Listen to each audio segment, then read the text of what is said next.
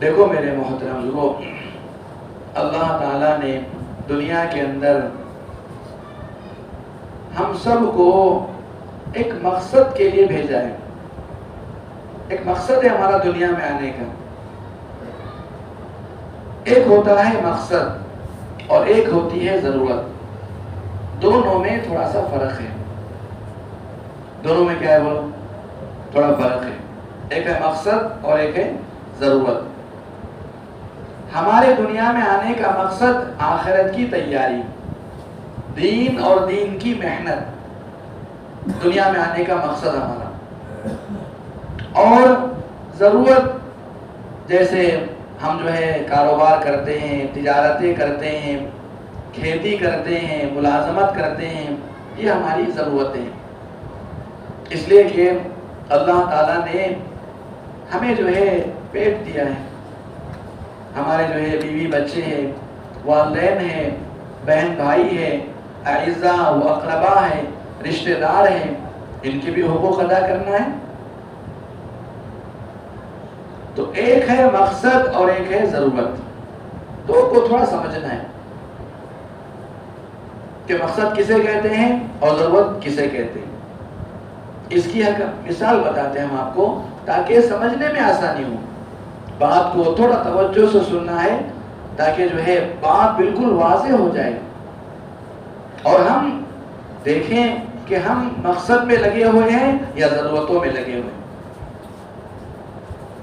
مقصد کسے کہتے ہیں، ضرورت کسے کہتے ہیں. ہمیں جو ہے سفر کرنا ہے. ہم ٹرین میں بیٹھے ہیں اور ہمیں جو ہے پانی کی ضرورت محسوس ہوئی. ٹرین میں پانی ہے نہیں اور ہمارے پاس بھی نہیں ہے، کوئی بیچنے والا بھی نہیں آیا. تو ہم پانی لینے کے لیے نیچے اترے اور جہاں نل لگا ہوا ہے وہاں بھیڑ ہے اور ہمیں جو ہے آگے سفر کرنا ہے. اب جیسے ہی جو ہے ہم پانی کے قریب گئے، بھیڑ ختم ہوئی اور نل کے قریب پہنچے، اچانک ٹرین چلنے لگی. کیا ہوا جی بولو؟ ٹرین چلنے لگی. تو ایسی صورت میں ہم کیا کریں گے؟ پانی لیں گے یا پھر ٹرین میں آ کر بیٹھیں گے؟ بتاؤ. ٹرین میں آ کر بیٹھ جائیں گے کہ ہمیں جو ہے منزل پر پہنچنا ہے. وہ مقصد ہے ہمارا. منزل پر پہنچنا مقصد ہے، پانی ضرورت ہے. تو ہم سوچیں گے کہ چلو ٹرین چل پڑی ہے، ہم ٹرین میں جا کر بیٹھ جائیں گے، پھر جو ہے درمیان میں کوئی آ جائے تو لے لیں گے یا پھر اگلے اسٹیشن پر لے لیں گے. ضرورت ہے. تو دیکھو میرے محترم لوگوں، اللہ تعالیٰ ہمیں سمجھنے کی توفیق عطا فرمائے کہ ہمارا مقصد جو ہے وہ دین اور دین کی محنت اور آخرت کی تیاری، یہ ہمارا مقصد ہے. یہ ہمارا مقصد ہے. اور دنیا میں جتنی یہ تجارتیں ہیں، یہ کاروبار ہے، یہ کھیتی ہے، جو ہمارے جو ہے معاش کے لیے اور اپنے جو ہے ضرورتوں کو پورا کرنے کے لیے جن چیزوں میں ہم لگے ہوئے ہیں وہ ہماری ضرورت ہے. ضرورت ہے ہماری. اور یہ جو ہے دیکھنے میں آتا ہے کہ آدمی مقصد کے لیے اپنی ضرورت کو قربان کر دیتا ہے. کہ ضرورت قربان ہو سکتی ہے لیکن مقصد نہیں چھوٹے گا. کہ مقصد جو ہے سفر کرنا ہے تو پانی کو ہم نے کیا کیا بولو؟ قربان کر دیا کہ نہیں پانی پی لیں گے آئندہ چل کر. میرے محترم کو آج جو ہے اللہ تعالیٰ پوری امت مسلمہ کو معاف فرمائے. آج ہم نے اس کے برعکس کر دیا. اس کا معاملہ الٹا ہو گیا ہمارا کہ ہم نے دنیا کے اسباب میں لگنے کو، دنیا کی تجارتوں کو، کھیتیوں کو اور جو ہے ملازمت کو مقصد سمجھ لیا اور دین کی محنت کو جو ہے ضرورت. اس لیے آپ دیکھیں کھلا ہوا جو ہے فرق نظر آ رہا ہے کہ ہماری زیادہ محنتیں دنیا پر لگ رہی اور دین پر بقدر ضرورت. اس لیے دیکھو میرے محترم لوگوں، ہمیں جو ہے مقصد کو سمجھنا ہے. دنیا میں کیوں آئے ہم، ہمارے آنے کا مقصد کیا ہے، اور جن چیزوں پر ہماری محنتیں لگ رہی ہیں وہ ساری چیزیں چھوڑ کر جانا ہے. کوئی ایک نیا پیسہ بھی ساتھ میں نہیں آئے گا. کسی کہنے والے نے بڑے عجیب بات کہی کہ کفن کو جیب نہیں ہوتا. بولو بھائی ہوتا کیا؟ کفن کو جیب نہیں ہوتا. دیکھو ہم جتنے بیٹھے ہیں نا، جتنے بیٹھے ہیں چھوٹے بچے، سب کے کپڑوں میں جیب لگے ہوئے، تقریباً سب کے کپڑوں میں. چھوٹے بچوں کو بھی اگر جیب نہ لگے وہ روتے ہیں. جیب لگانا چاہیے ہم کو. کیوں؟ کہ اگر کسی نے پیسے دیا ہم جیب میں رکھیں گے. تو کہنے والے نے کیا حکمت کی بات کہی کہ کفن کو جیب نہیں ہوتا. خالی ہاتھ دنیا میں آئے، خالی ہاتھ یہاں سے چلے جائیں گے. یہ سارا جو ہے دنیا کا نظام، سارا جو ہے اسباب، یہ کاروبار، یہ تجارتیں، یہ سب یہیں پر رہ جائیں گی. اس لیے میرے محترم لوگوں، ہمارے ساتھ میں جو چیز آنے والی ہے اس کی ہم کو فکر کرنا ہے. ساتھ میں کیا آئے گا ہمارے؟ ایمان اور اعمال، یہ ساتھ میں آئیں گے. جو ہمارے دنیا میں آنے کا مقصد ہے، اللہ تعالیٰ نے ایمان ہمیں جو عطا فرمایا ہے، کتنا عظیم الشان ایمان ہے، کتنی جو ہے اس کی قیمت ہے، اور ایمان کی محنت کتنی ضروری ہے. ہم بتاتے ہیں آپ، اللہ تعالیٰ نے کتنا قیمتی ایمان ہمیں عطا فرمایا ہے. آج ہم اس کی اہمیت کو نہیں سمجھ پا رہے. ہمیں جو ہے بار بار سمجھایا جا رہا ہے کہ بھائی دیکھو اپنے ایمان پر محنت کرے. ایمان پر محنت کیوں؟ اس لیے کہ ایمان پر محنت ہوگی تو ایمان بڑھے گا. ایمان بڑھے گا. محنت نہیں ہوگی تو پھر ایمان گھٹے گا، ایمان میں کمزوری آئے گی. ایمان کتنا قیمتی ہے کہ جنت میں جانے کے لیے ایمان کا ہونا ضروری ہے، جہنم سے بچنے کے لیے ایمان کا ہونا ضروری ہے، اور سارے نیک اعمال کی قبولیت کے لیے ایمان کا ہونا ضروری ہے. ایمان، لا الہ الا اللہ محمد الرسول اللہ، اللہ تعالیٰ کی سوا کوئی عبادت کے لائق نہیں. محمد صلی اللہ علیہ وسلم اللہ تعالیٰ کے رسول ہیں. ایمان کا کلمہ کیا مقصد ہے اس کا؟ ہمارے دلوں کا یقین بنے. ایمان کسے کہتے ہیں؟ ایمان کو سمجھنا ہے. اللہ تعالیٰ کے ذات عالی سے ہونے کا یقین. دیکھو میرے محترم لوگوں، ایمان بہت ضروری ہے. ایمان کا بننا، ایمان کا سمجھنا، ایمان کی حقیقت تک پہنچنا، ایمان کی حقیقت تک پہنچنا.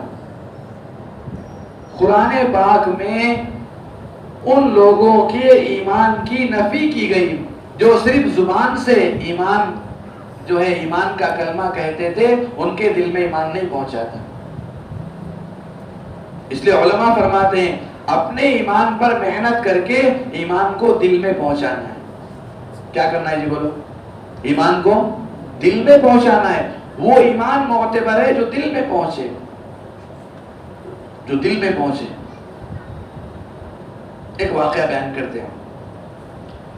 قرآن پاک کی تفسیر میں واقعہ لکھا ہے کہ قبیلے بنو اسد کے لوگ اسلام قبول کرنے مدینے میں آئے.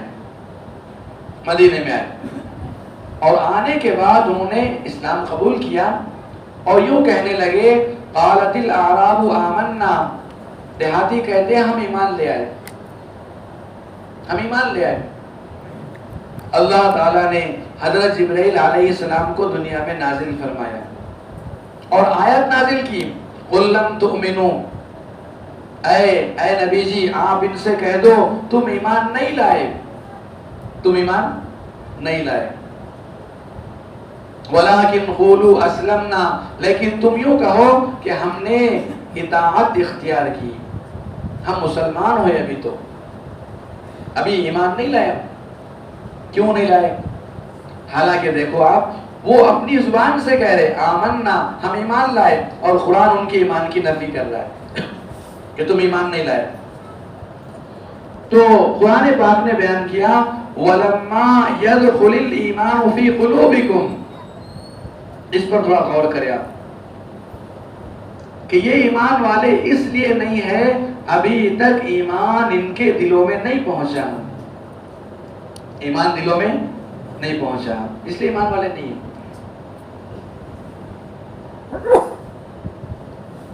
تو ایمان کا دل میں پہنچانا ہے. اچھا، اب ایمان دل میں پہنچا نہیں پہنچا کیا کیسے سمجھ میں آئے؟ علماء نے بڑی عجیب مثال بیان فرمائی. سمجھنے سے تعلق رکھتی ہے.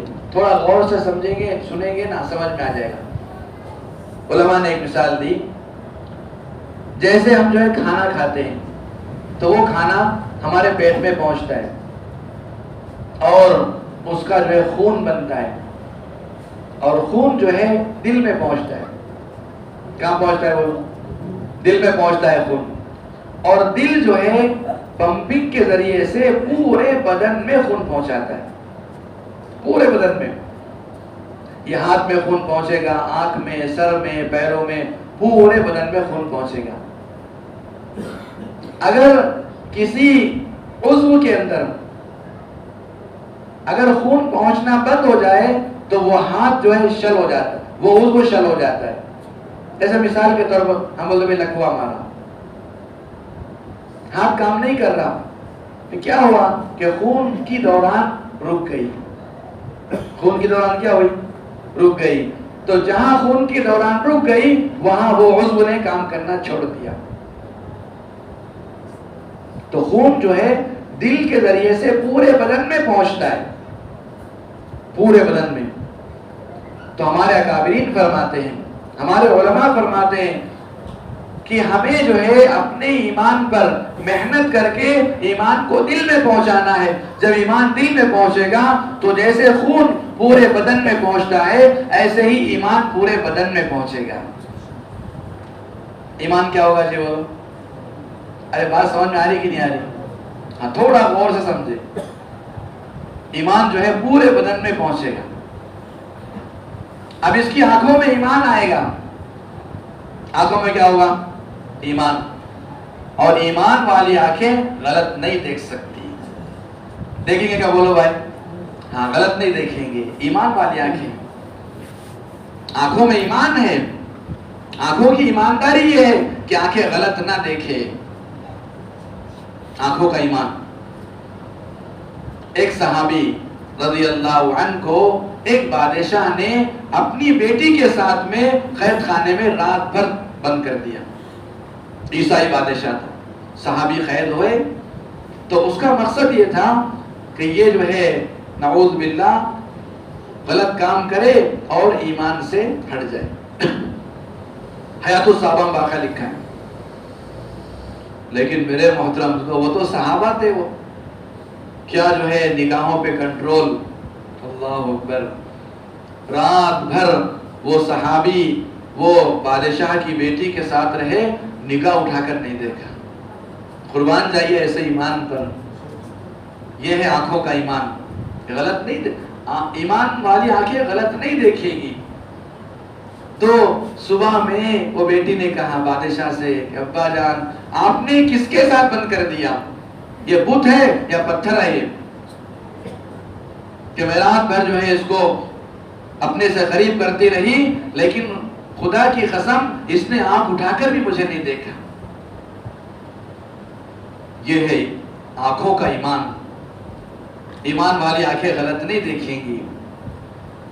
اس لیے میرے محترم کو ہمیں اپنی نگاہوں کو غلط جگہ پڑنے سے بچانا ہے. بچائیں گے نا ابھی انشاءاللہ.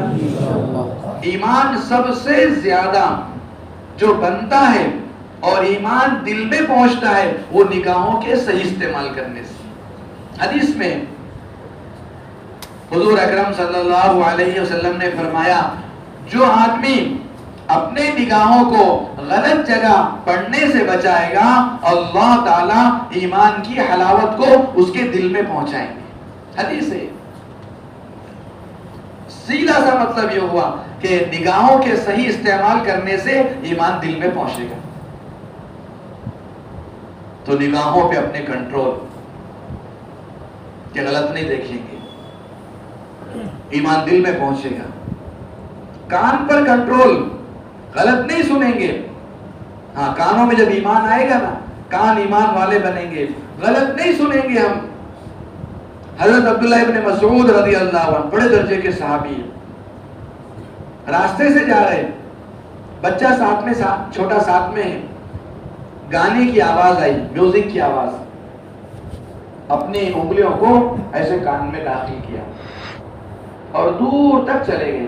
ایک گانے والا گا رہا تھا، تو دور تک چلے گئے۔ وہ بیٹے سے پوچھا، بیٹے وہ آواز آ رہی؟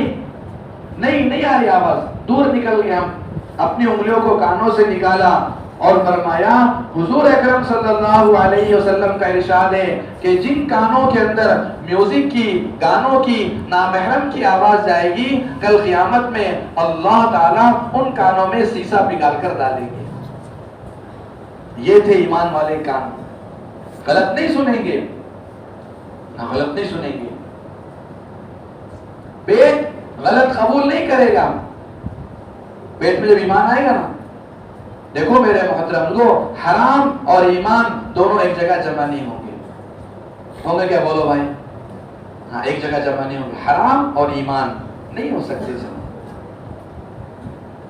آدمی اپنے نفس پہ کنٹرول کرے گا کہ نہیں کھائیں گے غلط کا لقمہ۔ حضرت صدیق اکبر رضی اللہ عنہ، تمام نبیوں کے بعد سب سے بڑا رتبہ جن صحابی کا ہے، حضرت صدیق اکبر رضی اللہ عنہ۔ غربت کا زمانہ تھا، ان کا ایک خادم تھا، غلام، تو اس نے جو ہے کچھ کھانا لایا اور یہ کئی دن سے بھوکے تھے، حضرت صدیق اکبر رضی اللہ عنہ۔ تو اس نے کھانا لایا تو یہ فوراً ایک لقمہ کیا کیا جی بولو، حضرت صدیق اکبر رضی اللہ عنہ کھا لیے، ایک لقمہ صرف۔ تو دیکھو اس زمانے کے غلام کیسے تھے، اپنے آقا کو غلط چیزوں سے، مشتبہ مال سے رکاتے تھے۔ وہ غلام کہنے لگا، حضرت روزانہ پوچھتے آپ یہ مال کہاں سے لایا، کہاں سے کمایا، آج نہیں پوچھا؟ تو فوراً متنبہ ہو گئے، حضرت صدیق اکبر رضی اللہ عنہ رک گئے، تاکہ ہاں بھائی بھوک بہت لگی تھی۔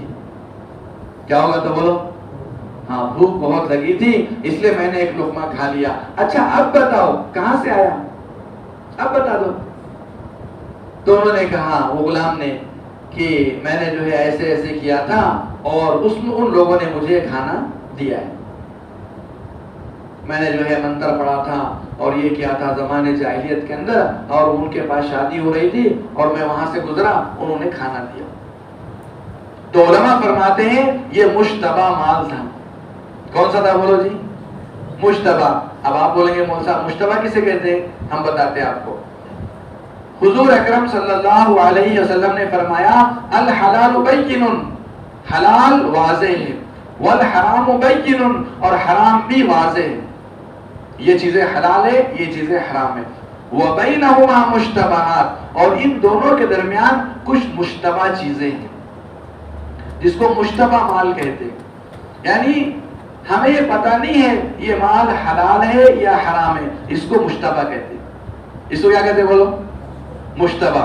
شک ہو گیا حلال ہے کہ حرام ہے، تو اس کو مشتبہ مال کہتے ہیں۔ تو یہ جو مال تھا جس کو حضرت صدیق اکبر رضی اللہ عنہ نے کھایا تھا وہ مشتبہ مال تھا، مشتبہ مال۔ تو فوراً جو ہے رک گئے اور انگلی ڈال کر کیا کرنے لگے بولو؟ خے کرنے لگے۔ اب بھوک کی حالت میں ایک لقمہ کھائے تھے تو کیسے نکل رہا نہیں۔ تو غلام اس نے کہا کہ حضرت ایسے نہیں نکلے گا، میں تمہیں نکالنے کی ترتیب بتاتا ہوں، پانی منگائیے بڑے برتن میں اور خوب پیجئے پانی۔ اب پانی پیا اور اس کو نکالا خے کر کے، نکل گیا۔ کسی نے کہا حضرت ایک ہی تو لقمہ تھا، ایک ہی تو لقمہ تھا، رہنے دینا تھا، کیا ہوا؟ حضرت صدیق اکبر رضی اللہ عنہ نے فرمایا اللہ کی قسم اگر میری جان کے ساتھ یہ لقمہ نکلتا تب بھی میں اس کو نکالتا، اس لیے کہ میں نے میرے نبی حضرت محمد صلی اللہ علیہ وسلم سے یہ بات سنی کہ جس انسان کا بدن حرام مال سے پرورش پائے وہ جہنم میں جائے گا۔ آپ دیکھیں کہ ایمان والا پیٹ حرام کو قبول کرے گا کہ بولو بھائی؟ سود کو قبول کریں گے؟ رشوت کو کریں گے کہ نہیں؟ کہ نہیں چاہیے ہمیں، رشوت نہیں چاہیے ہمیں، سود نہیں چاہیے ہمیں، حرام مال قبول نہیں کرے گا ایمان والا پیٹ۔ ایمان والے ہاتھ غلط نہیں پکڑیں گے، کسی پر ظلم نہیں کریں گے، ایمان والے جو ہے پیر غلط جگہ نہیں جائیں گے، زبان میں ایمان آئے گا، آدمی جھوٹ نہیں بولے گا، اور زبان میں ایمان۔ حضور اکرم صلی اللہ علیہ وسلم سے ایک صحابی نے کہا یا رسول اللہ کیا ایمان والا بزدل ہو سکتا ہے؟ بزدل کم ہمت؟ آپ نے فرمایا ہاں بھائی ہو سکتا ہے، کم ہمت بزدل ہو سکتا ہے۔ پھر صحابی نے پوچھا یا رسول اللہ کیا ایمان والا بخیل ہو سکتا ہے، کنجوس؟ آپ نے فرمایا ہاں بھی ہو سکتا ہے، ایمان والا ہو تھوڑا سا بخیل ہو سکتا ہے۔ پھر تیسرا سوال کیا یا رسول اللہ یہ بتائیے کیا ایمان والا جھوٹا ہو سکتا ہے؟ آپ جو ہے یہ ہو گئے، آپ نے فرمایا نہیں ایمان والا جھوٹا نہیں ہو سکتا۔ جھوٹ اور ایمان ایک جگہ جمع نہیں ہوں گے۔ میرے محترم کو ایمان دل میں پہنچے گا، وہ ایمان زبان میں آئے گا، آدمی جھوٹ نہیں بولے گا، نہیں میں جھوٹ نہیں بولوں گا، جھوٹ نہیں بولیں گے۔ حدیث پاک کے اندر ہے جب کوئی بندہ جھوٹ بولتا ہے نا، اللہ اکبر، بڑی عجیب بات فرمائی حضور اکرم صلی اللہ علیہ وسلم نے، جب بندہ جھوٹ بولتا ہے تو اس جھوٹ کی اتنی بدبو ہوتی ہے کہ ان بدبو سے یہ جو فرشتے ہیں کئی میل دور چلے جاتے ہیں۔ فرشتے ہیں نا وَإِنَّ عَلَيْكُمْ لَحَافِظِينَ كِرَامًا كَاتِبِينَ يَعْلَمُونَ مَا تَفْعَلُونَ۔ کرامن کاتبین جو فرشتے ہیں ہمارے، وہ جھوٹ برداشت نہیں کرتے، ان کو بدبو آتی ہے جھوٹ سے اور کئی میل دور چلے جاتے۔ تو علماء نے فرمایا ایمان اور جھوٹ ایک جگہ جمع نہیں ہوں گے۔ آپ دیکھیے میرے محترم، تو یہ مطلوب ہے ایمان سے، ایسا ایمان مطلوب ہے، ایمان دل میں پہنچے گا، ہر عضو میں ایمان آئے گا، ہر عضو میں بھی ایمان آئے گا۔ اسی لیے حضور اکرم صلی اللہ علیہ وسلم نے فرمایا من قال لا الہ الا اللہ مخلصا دخل الجنہ۔ آپ نے ایک بات فرمائی کہ جو آدمی دنیا کے اندر اخلاص کے ساتھ کلمہ لا الہ الا اللہ کہے وہ جنت میں جائے گا۔ اخلاص کے ساتھ کلمہ پڑھے، اخلاص کے ساتھ۔ تو صحابہ نے پوچھا وما اخلاص ہوا یا رسول اللہ، اے اللہ کے نبی ہمیں عمل کا اخلاص معلوم ہے، عمل کا اخلاص، نماز کا اخلاص یہ ہے نماز ہم تنہائی میں پڑھیں، کسی اور کو دکھانے کے لیے نہ پڑھیں۔ روزے کا اخلاص یہ ہے روزہ ہم اللہ کے لیے رکھیں، کسی اور کے لیے نہ رکھیں۔ صدقہ خیرات کا اخلاص یہ ہے ہم صدقہ خیرات اللہ کے لیے دیں، کسی اور کو دکھانے کے لیے نہ دیں۔ یہ عمل کا اخلاص یہ ہے۔ تو صحابی نے پوچھا یا رسول اللہ ایمان کا اخلاص کیا ہے؟ ایمان کا اخلاص کیا ہے؟ تو حضور اکرم صلی اللہ علیہ وسلم نے فرمایا ان تحجزہ عن محارم اللہ، ایمان کا اخلاص یہ ہے کہ ایمان انسان کو اللہ کی نافرمانی سے روک دے۔ کیا کرے جی بولو؟ اللہ کی نافرمانی سے روک دے۔ ایمان غلط دیکھنے سے کیا کرے بولو؟ روک دے۔ غلط بولنے سے روک دے، غلط سننے سے، غلط جگہوں پر جانے سے، غلط چیزوں کے پکڑنے سے یہ ایمان انسان کو روک دے، اس کو ایمان کہتے ہیں۔ تو میرے محترم کو ہمیں جو ہے ایسا ایمان بنانا ہے، سب بنائیں گے نا انشاءاللہ. ہاں یہ ہے دیکھو ایمان کو دل میں پہنچانا. اگر یہ ہمارے اعضاء پر کنٹرول ہو گیا ہم سمجھے ایمان بن گیا. بہت آسان ہے. نگاہوں پہ کنٹرول ہو گیا آپ سمجھ لیجئے میرا ایمان بن گیا, دل میں پہنچ گیا ایمان. اتنی محنت کرنا ہے اپنے ایمان پر. اور میرے محترم کو اصل میں جو ہے ایک مغالطہ لگا ہے, ہمیں ایک مغالطہ لگا ہے کہ ماشاءاللہ ہم جو ہے ایمان والے ہیں تو ایمان کی محنت کی کیا ضرورت ہے, ہم تو ایمان والے ہیں, ہم تو ایمان والے ہیں. تو دیکھو میرے محترم کو ایمان والے ہیں اسی لیے اللہ نے ہم کو ایمان کی محنت دی کہ ہم ایمان والے ہیں, لہذا ایمان پر محنت کریں. جیسے مثال کے طور پر مثال سے آپ کو بات سمجھاتے تاکہ آپ کے سمجھنے میں آسانی ہو.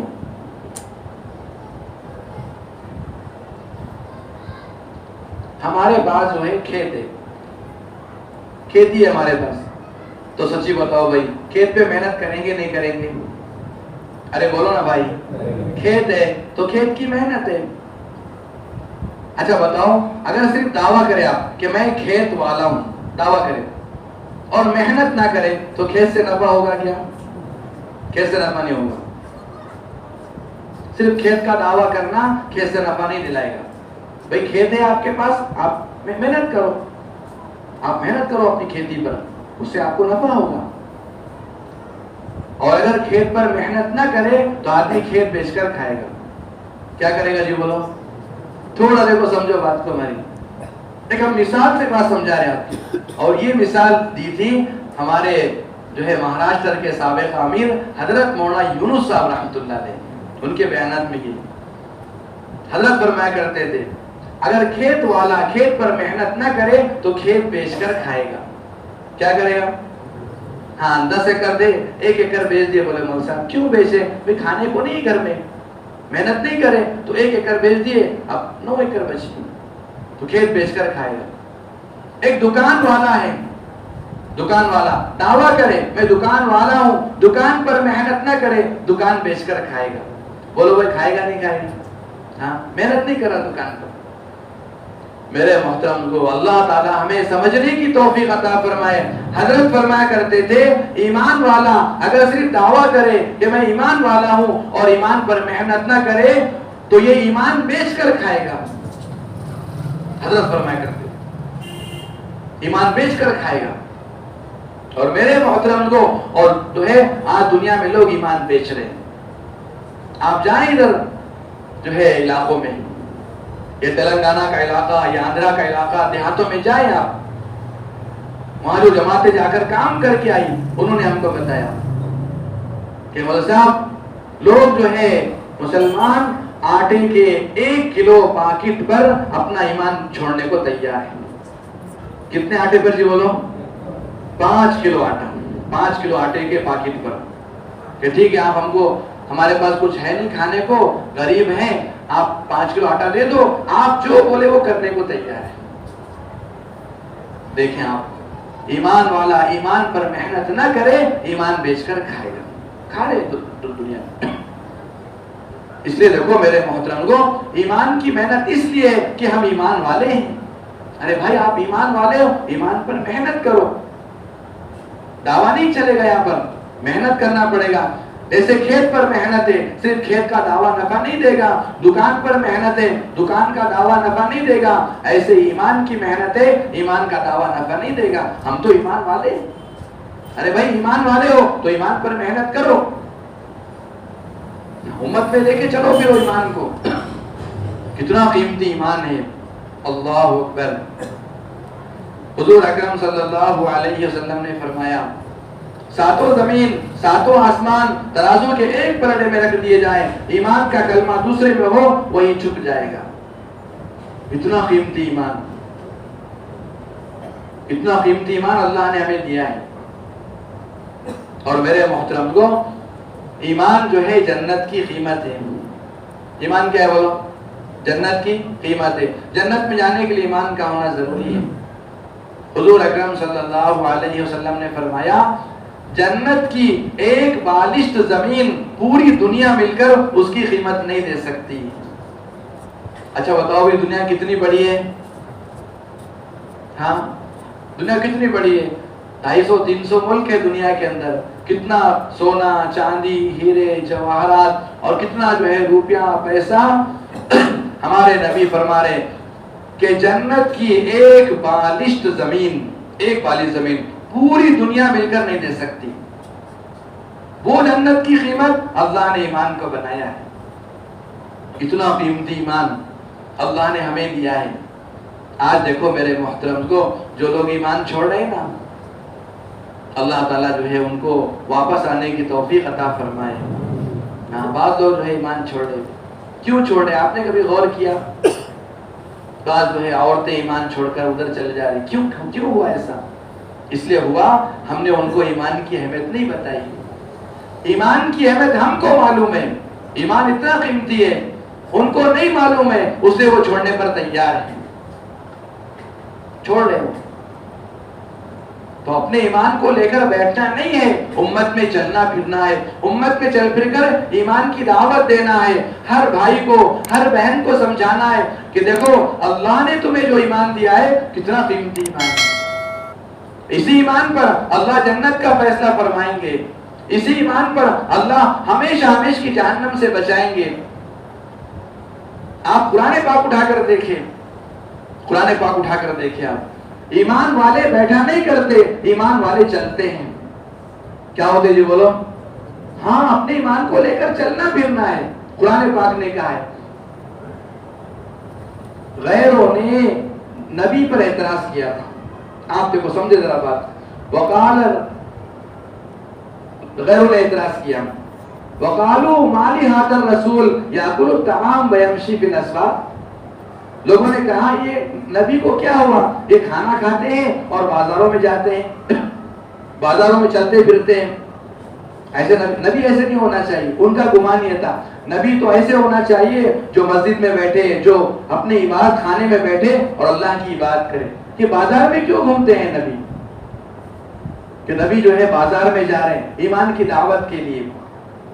علماء نے فرمایا آپ پورے ذخیرے حدیث میں دیکھیں، حضور اکرم صلی اللہ علیہ وسلم نے تجارت جو کی وہ نبوت ملنے سے پہلے کی. نبوت ملنے کے بعد آپ نے تجارت نہیں کی. لیکن نبوت ملنے کے بعد آپ بازار گئے. کہاں گئے جی بولو؟ بازار گئے. کیوں گئے؟ اللہ اکبر، ایمان کی دعوت کو لے کر. کیوں گئے بولو؟ ایمان کو دعوت کو لے کر گئے. ایک صاحب فرماتے ہیں، منیب ازدی ابھی اسلام کو قبول نہیں کیے تھے. وہ کہتے ہیں میں دیکھ رہا ہوں جو ہے مکے کا بازار ہے، بازار لگا ہے. میں دیکھ رہا ہوں ایک آدمی کو، وہ لوگوں کے پاس جا رہے اور کہہ رہے یا ایھا الناس قولوا لا الہ الا اللہ تفلحوا. اے لوگوں تم لا الہ الا اللہ کہہ لو کامیاب ہو جاؤ گے. آپ بازار میں اور لوگوں کو دعوت دیں. ایک آدمی تو کوئی جو ہے ان پر مٹی ڈال رہا ہے، کوئی ان کو جو ہے برا بھلا کہہ رہا ہے، کوئی ان کو گالی دے رہا ہے. وہ منیب ازدی کہتے ہیں یہاں تک کہ صبح سے دوپہر ہو گئی. کتنا دن جی بولو؟ آدھا دن ہو گیا. آج میرے محترم کو ہم 2.5 گھنٹے لگانے کو تیار نہیں. آدھا دن ہو گیا. منیب ازدی کہتے ہیں سورج اوپر آ گیا. صبح سے سورج اوپر آ گیا. ایک لڑکی آئی اپنے ہاتھ میں پانی کا پیالہ لے کر اور جو ہے اسے اپنے جو ہے وہ صاحب کا چہرہ دھونے لگی. اور وہ جو ہے صاحب اپنی بیٹی کو کہنے لگے، اپنی جو ہے بچی سے کہ دیکھو بیٹی تم جو ہے گھبراؤ مت، تم پریشان مت ہو، اپنے باپ کے اچانک قتل ہو جانے سے تم گھبراؤ مت.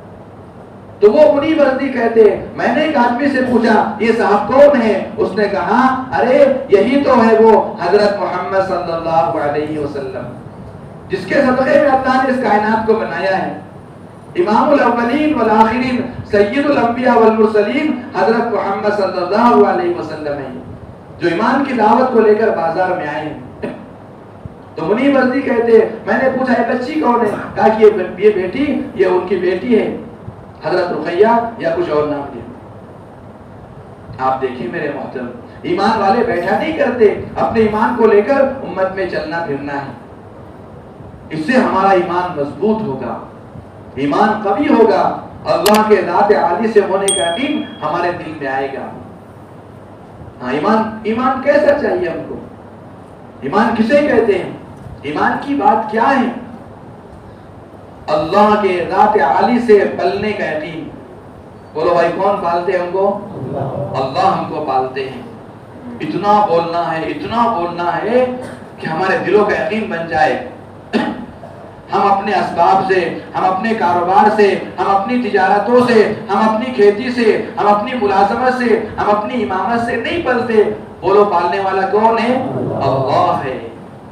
اتنا بولنا. قرآن پاک کی سب سے پہلی آیت آپ اٹھا کر دیکھیں، الحمدللہ رب العالمین. تمام تعریف اللہ کے لیے جو تمام عالموں کا رب ہے، تمام عالموں کا. تفسیر اٹھا کر دیکھیں، معارف القرآن میں لکھا ہے کہ یہ دنیا ہے نا، ایک عالم ہے. دنیا کتنے عالم؟ بولو ایک عالم. ایسے اللہ نے 40,000 عالم بنائے. کتنے جی بولو؟ یہ دنیا کے ویسے 40,000 عالم ہے.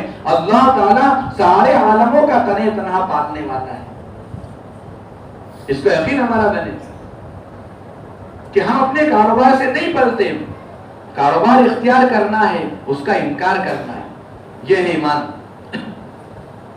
تھوڑا دیکھو میرے موت، تھوڑا سمجھو. آپ ایک ہم مثال بتاتے ہیں. آپ دیکھو اسباب جو ہے غیروں کے پاس بھی ہے. ارے بولو ہے کہ نہیں؟ اور ہمارے پاس بھی ہے. کھیتی ان کے پاس بھی ہے، ہمارے پاس بھی ہے. وہ بھی ملازمت کرتے ہیں، ہم بھی کرتے. تو فرق کاہے کا؟ اسباب غیروں کے پاس بھی ہے، اسباب ایمان والوں کے پاس بھی ہے.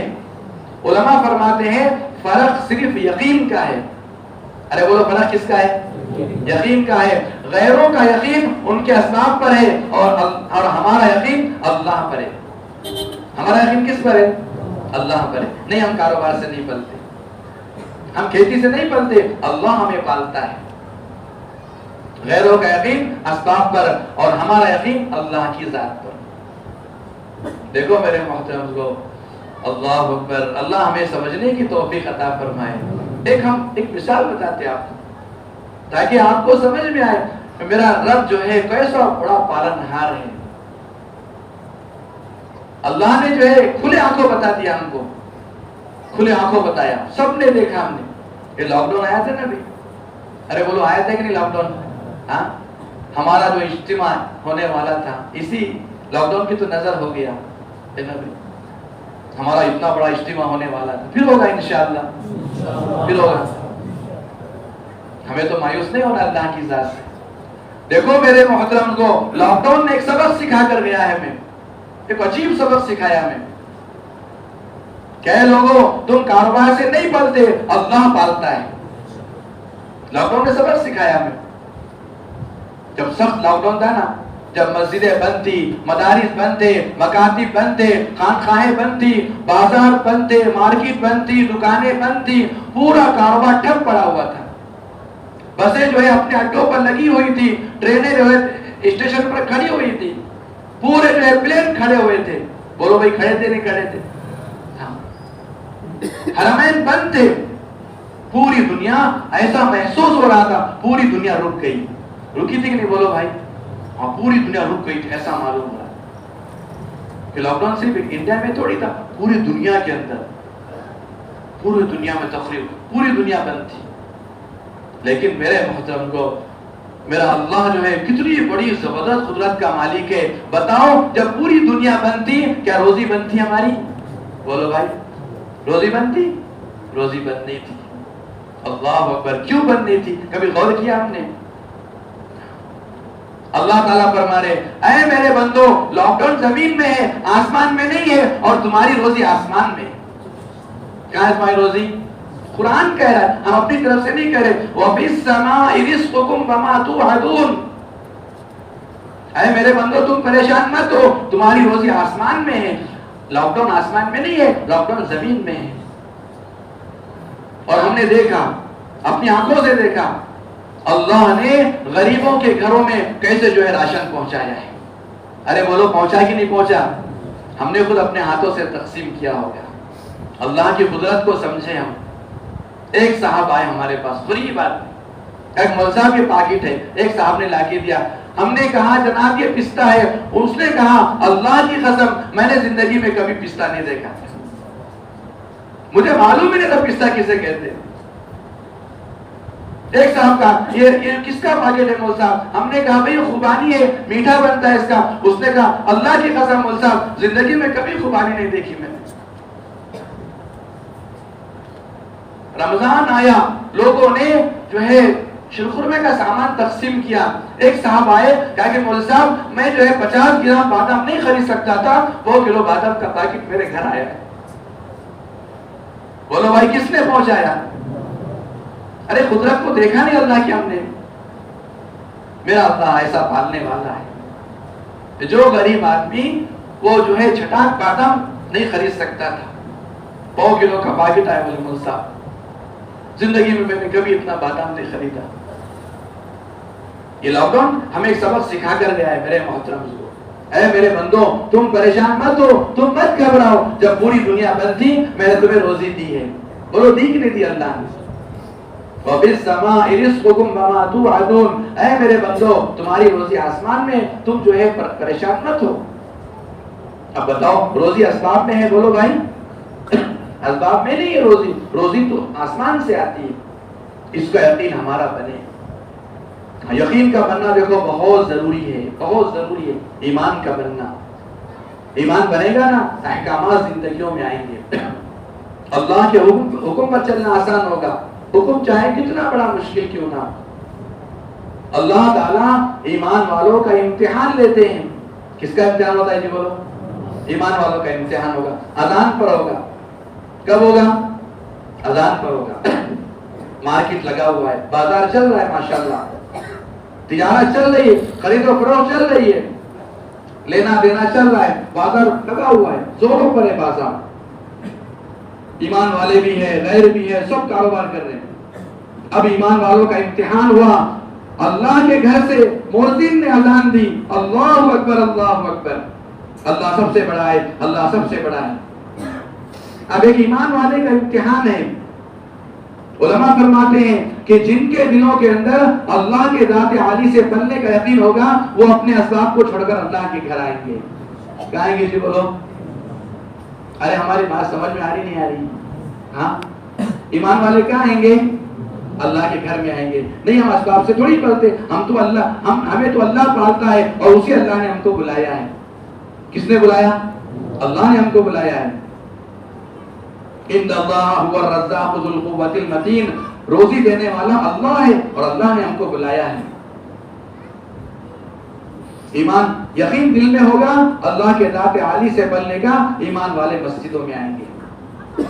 اور میرے محترم کو اللہ تعالی ہمیں معاف فرمائے، امت مسلمہ کو معاف کرے۔ آج میرے محترم کو اذان ہوتی ہے، جن کے دلوں میں اپنے اسباب سے بننے کا یقین ہے وہ بازاروں میں رہ جاتے ہیں، وہ کھیتوں میں رہ جاتے ہیں۔ آپ دیکھیں سروے کریں، آپ ایمان والوں میں کتنے فیصد نمازی ہے اور کتنے بے نمازی ہے؟ 20% مسلمان نمازی ہیں، کتنے جی بولو؟ 20%، اور 80% مسلمان نماز کو چھوڑ کر زندگیاں گزار رہے ہیں۔ یہ نماز جس نماز میں اللہ نے روزی کا وعدہ کر رکھا ہے، اور اس نماز کو ہمارے نبی صلی اللہ علیہ وسلم نے فرمایا انما موضع الصلاۃ فی الدین کموضع الراس فی الجسد، کہ بلا شبہ نماز کا مرتبہ بدن میں ایسے ہے جیسے کہ سر کا مرتبہ بدن میں ہے۔ دیکھو میرے محترم کو، ہم نے جو ہے دنیا کے اندر بغیر پیر کے آدمی دیکھے، بغیر ہاتھ کے آدمی دیکھے، لیکن بتاؤ بھائی بغیر سر کے کوئی آدمی دیکھا ہے کیا؟ ارے بولو نا میرے بھائی، بغیر سر کے کوئی آدمی دیکھا ہے؟ ہاں جیسے بغیر سر کے کوئی آدمی نہیں رہتا، بغیر نماز کے کوئی آدمی دیندار نہیں رہتا۔ ولا دین لمن لا صلاۃ لہ، اس آدمی کا کوئی مذہب نہیں جو نماز نہ پڑھے، جو نماز نہ پڑھے۔ کتنا اہم عمل ہے نماز، اتنا عظیم الشان فریضہ۔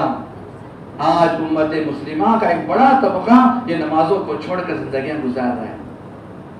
یقین بنے گا لوگ نمازوں کو آئیں گے۔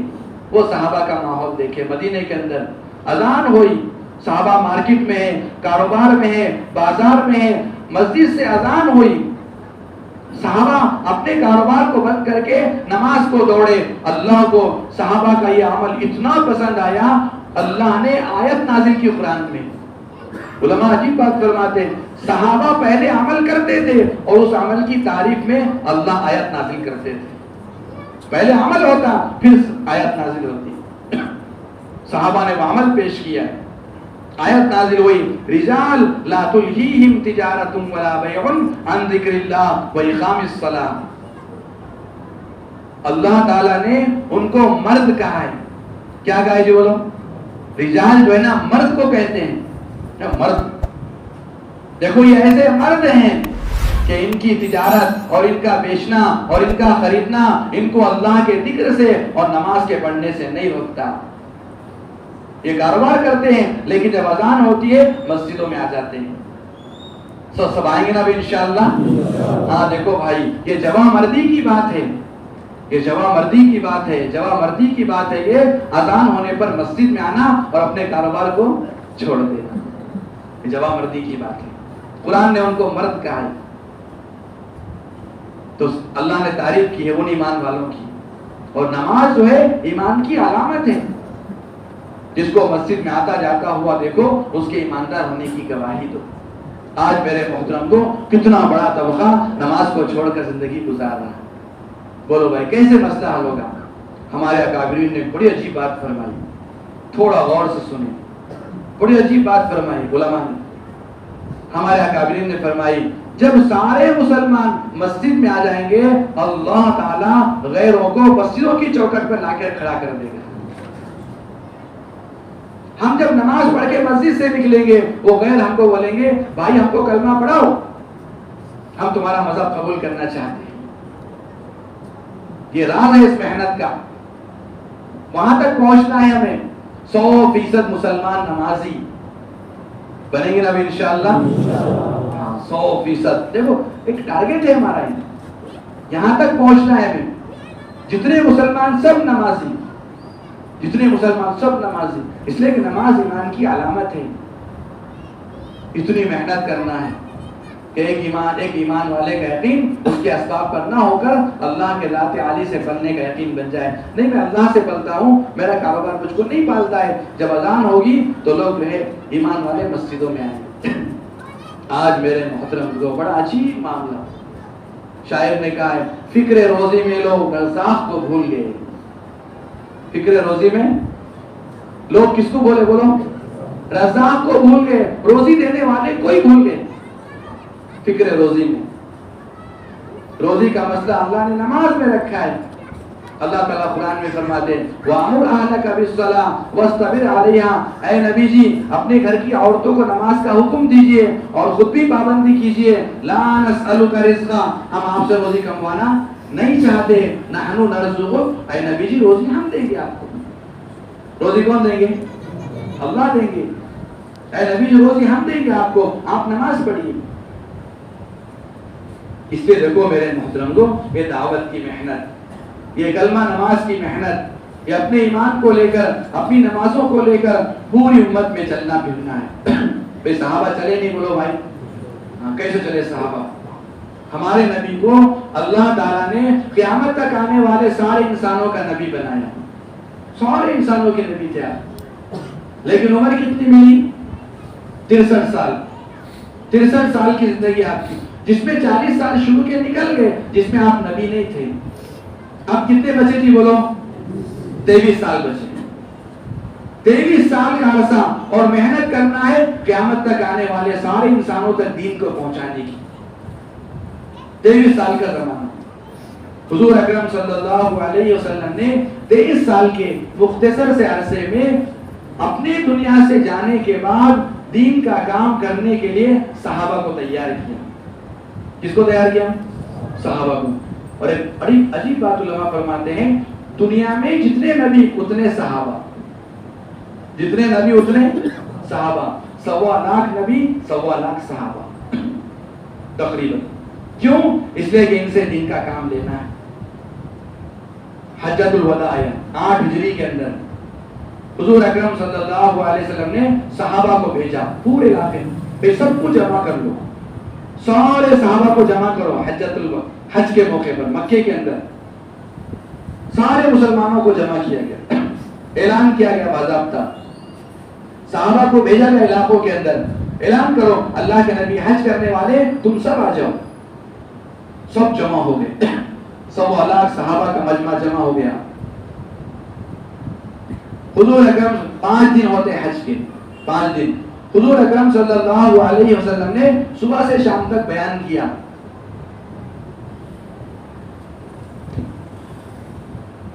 آپ اونٹنی پر بیٹھے ہوئے تھے، اونٹنی پر بیٹھے، اور آپ نے صحابہ سے کہا دیکھو بھائی جو پوچھنا ہے پوچھ لو، جو معلوم کرنا ہے معلوم کر لو، ہو سکتا ہے آئندہ سال میری تم سے ملاقات نہ ہو۔ آپ کو پتا چل گیا تھا اب مجھے دنیا سے جانا ہے، جو پوچھنا ہے پوچھ لو۔ صحابہ پوچھتے رہے، آپ جواب دیتے رہے، صحابہ مسائل پوچھتے رہے، آپ جواب دیتے رہے۔ 5 دن گزرے، لوگوں میں بیان کرتے رہے آپ۔ ایک دن پھر حضور اکرم صلی اللہ علیہ وسلم نے صحابہ سے پوچھا الا هل بلغت؟ دیکھو بھائی غور سے سنو، علماء بیٹھے ہوئے، الا کا ترجمہ آتا ہے متوجہ ہو جاؤ، غور سے سنو۔ هل بلغت؟ کیا میں نے دین تم تک پہنچا دیا؟ اس لیے کہ دین کے پہنچانے کا اللہ نے مجھے حکم دیا تھا، قرآن کے اندر حکم دیا تھا یا ایھا الرسول بلغ ما انزل الیک من ربک، اے نبی جی جو دین ہم نے آپ تک بھیجا ہے آپ اس کو امت تک پہنچا دیجئے۔ وَإِن لَّمْ تَفْعَلْ فَمَا بَلَّغْتَ رِسَالَتَهُ، اے نبی جی سن لیجئے اگر خدا نخواستہ آپ نے دین کو امت تک نہیں پہنچایا، آپ نے رسالت کا حق ادا نہیں کیا۔ اللہ تعالیٰ اپنے نبی سے کہہ دے، اور اے نبی جی آپ پریشان مت ہوئیے، لوگ آپ کو پریشان کریں گے، تکلیف دیں گے، مصیبتیں پہنچائیں گے، آپ گھبرائیے مت۔ واللہ یعصمک من الناس، اللہ تعالیٰ لوگوں سے آپ کو بچائے گا، اللہ بچائیں گے آپ کو، آپ تکلیفوں سے مت گھبرائیے کہ دین کی محنت میں تکلیفیں آئیں گی، پریشانی آئیں گے۔ تو اللہ تعالیٰ نے دین کو پہنچانے کا حکم دیا صحابہ تک۔ تو حضور اکرم صلی اللہ علیہ وسلم نے صحابہ سے پوچھا اے میرے صحابہ بتاؤ اللہ نے جو دین مجھ تک نازل کیا تھا وہ دین میں نے تمہیں پہنچایا نہیں پہنچایا؟ صحابہ نے کیا کہا؟ نعم یا رسول اللہ، اے اللہ کے رسول آپ نے دین پہنچا دیا۔ بلغت الرسالہ وادیت الامانہ ونصحت الامہ، آپ نے جو ہے رسالت کا حق ادا کر دیا، آپ نے امانت پہنچا دی، آپ نے امت کی خیر خواہی فرمائی، ایک ایک بات کو آپ نے ہمیں کھول کھول کر سمجھا دیا۔ اللہ کے نبی نے 3 مرتبہ اللہ کو گواہ بنایا، اے اللہ آپ ان کے اقرار پر گواہ ہو جائیں، جو دین آپ نے مجھ تک بھیجا تھا وہ دین میں نے امت تک پہنچا دیا، یہ صحابہ تک پہنچا دیا۔ اس کے بعد اللہ اکبر، حضور اکرم صلی اللہ علیہ وسلم نے اپنی ذمہ داری کہ نبی کی ذمہ داری تھی دین کو قیامت تک آنے والی انسانیت تک پہنچانے کی، اللہ کے نبی نے وہ ذمہ داری صحابہ پر ڈالی۔ کس پر ڈالی؟ وہ صحابہ پر۔ الا فلیبلغ الشاہد الغائب، دیکھو بھائی غور سے سنو، غور سنو، اب یہ حاضرین کی ذمہ داری ہے کہ غائبین تک دین کو پہنچا دے، اس لیے کہ ہم تو دنیا سے جا رہے ہیں، ہم تو دنیا سے جا رہے ہیں، کام تمہیں کرنا ہے۔ روایتوں میں لکھا ہے حجۃ الوداع کے 83 دن کے بعد آپ دنیا سے رخصت ہو گئے۔ اپنی ذمہ داری صحابہ پر ڈالی، دین کو پہنچانا ہے، پوری انسانیت تک پہنچانا ہے، ذمہ داری صحابہ پر ڈالی اور دنیا سے رخصت ہو گئے۔ حج مکمل ہوا، صحابہ اپنے اپنے علاقوں میں واپس آئے، اور اللہ اکبر حضرات صحابہ کے اکرام کی قربانیوں پر جو ہے جان فدا کی جائے کہ پوری دنیا میں صحابہ پہنچے۔ بولو بھائی پہنچے نہیں پہنچے؟ پوری دنیا میں آپ جس ملک اٹھا کر دیکھیں اس ملک میں صحابہ کی خبریں موجود ہیں۔ ہمارے ہندوستان کے اندر کئی صحابہ کی خبریں موجود ہیں۔ پنجاب سرہند کا ایک علاقہ ہے، پنجاب سرہند ایک ضلع ہے، ہم لوگ خود گئے تھے وہاں پر، تو بعض کہتے نبی ہے، بعض کہتے صحابہ ہے۔ 9 قبریں وہاں پر موجود ہیں سرہند کے اندر، پنجاب کے علاقے میں 9 قبریں موجود ہیں۔ صحابہ پوری دنیا میں پہنچے. انڈونیشیا کے اندر ایک جزیرہ ہے, چھوٹا سا جزیرہ, جانا ہو, ایک مسجد ہے, چھوٹی سی مسجد, کھجور کے پتوں کی بنی ہوئی. ساتھی نے ملاقات کے لیے لے کر گئے, جمعہ کی نماز پڑھی, نماز پڑھ کے باہر نکلے. ایک لمبی خبر ہے. انہوں نے کہا کہ مولوی صاحب, ہم نے پوچھا ان سے کس کی خبر ہے؟ مولوی صاحب ہم کو نہیں معلوم ہے, البتہ ہم نے اپنے بڑوں سے, ہم نے اپنے بزرگوں سے سنا کہ یہ وہ صاحب ہے جنہوں نے انڈونیشیا میں سب سے پہلے اسلام کو داخل کیا ہے. یہ وہ صاحب, یہاں خبر بنائی اپنی. آج پوری دنیا کے اندر سب سے بڑا اسلامی ملک اگر کوئی ہے وہ انڈونیشیا ہے. 18,000 جزیرے ہیں. کتنے جی بولو؟ 18,000 جزیرے ہیں. ہر جزیرے پر آبادی ہے. ہم جس جزیرے پر گئے تھے 1 لاکھ کی آبادی تھی. کتنی جی بولو؟ 1 لاکھ کی آبادی. ایک پہاڑ ہے اور اس میں پوری آبادی. جزیرہ, ایک جزیرہ, چاروں طرف پانی, چاروں طرف پانی. اور وہ جو ہے سمندر کو لگ کر وہاں جو ہے آرام کر رہے ہو کہ دین کو پہنچایا اور وہی خبر بنا دی.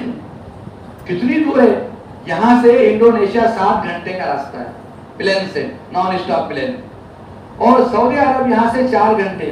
اب آپ دیکھیں 11 گھنٹے, 11 گھنٹے پلین سے سفر کرے تو پہنچیں گے انڈونیشیا. صحابہ کیسے پہنچے جی بولو؟ ارے بتاؤ نا بھائی, پلین تھا اس وقت میں. پوری دنیا میں اپنی خبریں بنائی. امام مالک رحمۃ اللہ علیہ کہتے ہیں کہ 10 یا 12 ہزار پر قسم کھائی جا سکتی ہے کہ 10 یا 12 ہزار صحابہ مکے مدینے میں ہیں. حالانکہ میرے محترم اللہ اکبر, صحابہ کی قربانی, صحابہ کی قربانی, مکے کے اندر ایک نماز کا ثواب 1 لاکھ کے برابر ہے, اور مدینے کے اندر ایک نماز کا ثواب 50,000 نمازوں کے برابر ہے. اور مدینے کے اندر مرنے کی فضیلت کتنی ہے پتہ ہے آپ کو؟ حضور اکرم صلی اللہ علیہ وسلم نے فرمایا کہ جو آدمی اس بات کی طاقت رکھتا ہو کہ وہ مدینے میں مر سکتا ہے, اسے چاہیے کہ وہ مدینے میں مرے, اس لیے کہ جو آدمی مدینے میں مرے گا کل قیامت کے دن میں اس کا ہاتھ پکڑ کر جنت میں داخل کروں گا. یہ فضیلت صحابہ نے ہم تک پہنچائی.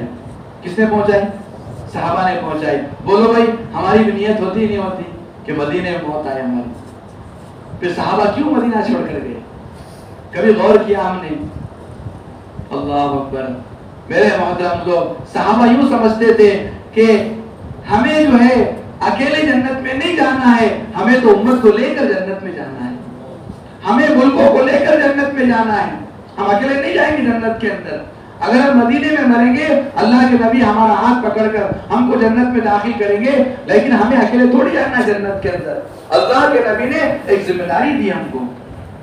وہ 1 لاکھ نمازوں کا ثواب چھوڑا اور 50,000 نمازوں کا ثواب چھوڑا, اللہ کے نبی کی شفاعت کو چھوڑا. ہم پوری دنیا میں جائیں گے. ہاں, پوری دنیا میں صحابہ گئے اور جہاں گئے اپنی خبر بنائی. حضرت ابو ایوب انصاری رضی اللہ عنہ وہ قسطنطنیہ کے دیوار کے پاس آرام کر رہے ہیں. اپنے ساتھیوں سے کہہ رہے, دیکھو میرا انتقال ہو جائے مجھے دفن نہیں کرنا بلکہ مجھے لے کر چلنا. کل قیامت کے دن جو ہے میں اللہ کی بارگاہ میں کہوں, اے باری تعالیٰ جب تک زندہ تھا میں تیرے راستے میں چلا, اور جب میں مر گیا میری لاش تیرے راستے میں چلی, میری لاش تیرے راستے میں چلی. سب سے اخیر میں جب پہنچنا وہاں مجھے دفن کرنا. قسطنطنیہ جو بہت آخری علاقہ ہے اس کے دیوار کے پاس آج تک جو ہے آرام کر رہے. تو میرے محترم کو یہ جذبے تھے صحابہ کے, یہ ولولے تھے اور یہ دین کی محنت. صحابہ سمجھتے تھے بے اسباب تو اللہ تعالیٰ نے روزی جو ہے سربتوں میں دیں گے, ضرورتوں کو اللہ سربتوں میں پورا کریں گے. روزی کا دینے والا بولو بھائی کون ہے؟ اللہ ہے. اس لیے صحابہ ضرورت میں نہیں لگے, مقصد میں لگے. کس میں لگے بولو؟ مقصد میں لگے. اور آخری بات ہم کہتے ہیں آپ سے, آخری بات, حضرات صحابہ فرماتے ہیں اللہ کی قسم, اللہ کی قسم ہم نے دین کی محنت کی, اللہ نے ہمیں دنیا دیا, ہم نے دین کی محنت کی، اللہ نے ہمیں دنیا نوازا اور اتنی دنیا دی، اگر ہم دنیا کی محنت چھوڑ کر، اگر ہم دین کی محنت چھوڑ کر دنیا کماتے، اتنا نہیں ملتا جتنا اللہ نے دین کی محنت پر ہمیں دیا ہے۔ ارے میرے محترم کو آپ سوچے، ایسا ہم ہو سکتا کیا ہم اللہ کے دین کا کام کرے، اللہ ہماری دنیا برباد کرے؟ بولو بھائی، سوچ سکتے کیا؟ خالی تب ہوا، سوچ بھی نہیں سکتے ایسا کہ ہم جو ہے اللہ کے دین کا کام کریں، اللہ ہماری دنیا برباد کرے، ہم اللہ کے راستے میں جائیں، اللہ ہمارے اسباب کو تباہ کرے۔ سوچ سکتے کیا؟ بولو بھائی، ایسا سوچنا بھی گناہ ہے ہمارا، سوچ بھی نہیں سکتے ہم۔ یہ تو قرآن کے فیصلے کے خلاف ہے۔ قرآن کہہ رہا ہے ان تنصروا اللہ ینصرکم، اے لوگوں تم اللہ کے دین کی مدد کرو گے، ہم تمہاری مدد کریں گے۔ تم کیوں پریشان ہوتے ہو؟ تم ہمارا کام کرو گے، ہم تمہارا کام کریں گے۔ تم اللہ کے راستے میں نکلو تو صحیح۔ ہم دیکھو کیسے جو ہے ضرورتوں کو پورا کرنے والے ہیں۔ ہاں، اللہ کیسے جو ضرورت کو پورا کرتے ہیں۔ حضرت ابراہیم علیہ السلام نے حضرت ہاجرہ، حضرت اسماعیل کو مکے کے پاس جا کر چھوڑا اللہ کے حکم پر، وہاں نہ کھانا نہ پانی، تو اللہ نے جو ہے ان کی ضرورت کو پورا کیسے کیا؟ اللہ اکبر۔ پانی تھا تھوڑا سا، کھجور تھے، ختم ہو گئے۔ حضرت ہاجرہ دوڑ رہی ہیں، صفا مروے کے چکر کاٹ رہی کہ پانی بھی ختم، کھانا بھی ختم، کھجور ختم۔ حضرت جبرائیل علیہ السلام آئے، اپنا پر مارا، زمزم کا چشمہ جاری ہوا۔ اللہ اکبر۔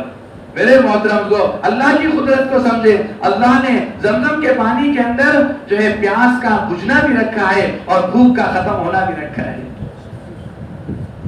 روایتوں میں لکھا ہے کئی سالوں تک حضرت ہاجرہ، حضرت اسماعیل وہ زمزم کا پانی پی کر زندہ رہے، اسی کو پانی پی کر جوان ہوئے۔ حضرت اسماعیل علیہ السلام، کچھ کھانا نہیں تھا وہاں پر، کچھ تھا ہی نہیں۔ ایک صحابی فرماتے ہیں اللہ کی قسم 1 مہینے تک میں نے زمزم کا پانی پیا اور زندہ رہا۔ اللہ نے وہ پانی میں تاثیر رکھی۔ آپ دیکھیں اللہ ضرورتوں کو کیسے پورا کرتے۔ اے میرے بندو، تم میرا کام کرو، میں تمہارا کام کروں گا اور تمہاری ضرورتوں کو سلوٹوں میں پورا کروں گا۔ اللہ کی قدرت، اللہ نے جو ہے پانی کے اندر وہ کھانے کا کام رکھا ہے۔ آج بھی آپ آزما لیں، آج بھی آزما لیں آپ۔ یہ زمزم کے پانی کی جو تاثیر ہے، آپ جو ہے جائیں مکے کے اندر اور جتنے دن وہاں رہیں صرف زمزم کا پانی پیئے، کچھ نہ کھائیں، انشاءاللہ کچھ نہیں ہوگا۔ اس کی تاثیر ہے بھی ماء زمزم لما شرب له، زمزم کا پانی جس مقصد سے پیا جائے گا اللہ وہ مقصد پورا کریں گے۔ تو میرے محترم لوگ، ہمیں جو ہے اسباب کے اندر نہیں لگنا ہے، اسباب جو ہے ضرورت ہے، اور مقصد کیا ہے بولو؟ دین اور دین کی محنت۔ علامہ اقبال نے کہا تھا میری زندگی کا مقصد تیرے دین کی سرفرازی، میں اسی لیے مسلمان، میں اسی لیے نمازی۔ اے اللہ، میں دنیا میں اسی لیے آؤں تاکہ تیرا دین دنیا میں بلند ہو جائے۔ اس کے لیے میرے محترم کو جیسے ماشاءاللہ پورے مجمع سے گزارش ہے، جیسے اطمینان سے ماشاءاللہ آپ نے بات سنی ہے، اب جو ہے اللہ کی ذات پر بھروسہ رکھیں۔ کس پر بھروسہ کرنا ہے بولو؟ اچھا، پالنے والے کون ہیں؟ اللہ پالنے والے۔ ہم اپنے اسباب سے پلتے کیا بولو بھائی؟ نہیں پلتے اسباب، اللہ پالتے ہم کو۔ تو اب جو ہے اطمینان سے کھڑے ہو کر بتائے بیرون 5 ماہ کے لیے کون تیار ہے؟ اللہ کی ذات، کھڑے ہو کر ماشاءاللہ اطمینان سے کھڑے ہو، اطمینان سے۔